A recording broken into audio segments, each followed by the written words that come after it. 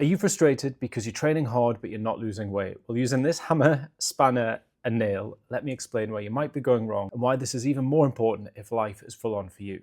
If I want to knock this nail into a wall, I can use the spanner. It'll maybe do the job eventually, but it'll take a load more time and a load more effort because it's not the right tool for the job. Whereas the hammer will do it with far less effort and far more easily. And that's a bit what it's like when we use exercise to try and lose weight. We're using the spanner. It's loads more effort, it takes more time, and it's just not the most effective tool for the job. Because what we're trying to create for weight loss to happen is a calorie deficit, which in simple terms is your body using more energy than you're eating. In theory, we could achieve that by using the spanner and moving and exercising more. And I think we all naturally presume that exercise is the most effective way. It just feels like it should.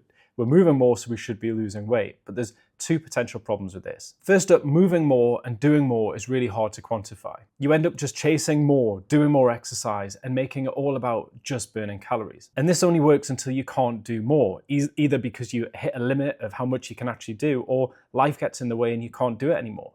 And remember, if life is demanding for you, you're probably already short of both time and energy. So you're possibly making this really hard for yourself and setting yourself up to fail. The second reason this often doesn't work is that usually people who are using exercise in order to lose weight aren't focusing on diet, which means they aren't aware of how much they're eating. So when they move more and exercise more, they usually get more hungry and start eating more. But because they're not tracking, they're not quite aware of this. But what can happen is any calorie deficit that was created by moving more has just been wiped out by eating more.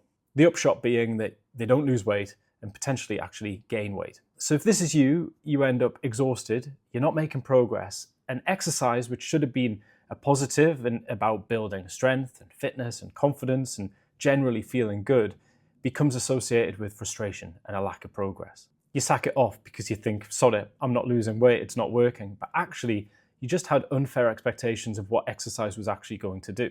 Instead, try this and use the hammer. Absolutely keep exercising and moving. I'm not saying don't exercise, but do it for the right reasons. Do it in a way that's sustainable and do it for all the positive reasons that I've mentioned. Then use your diet to drive the weight loss, the far more effective tool for the job. Monitor how much you're eating in a way that works for you, and then create a healthy calorie deficit of 300 to 500 calories, and then track your progress, monitor your changes so that you can adjust that if you need to. And hopefully this way, exercise can be a positive part of your life long term, and you can make progress with your weight loss.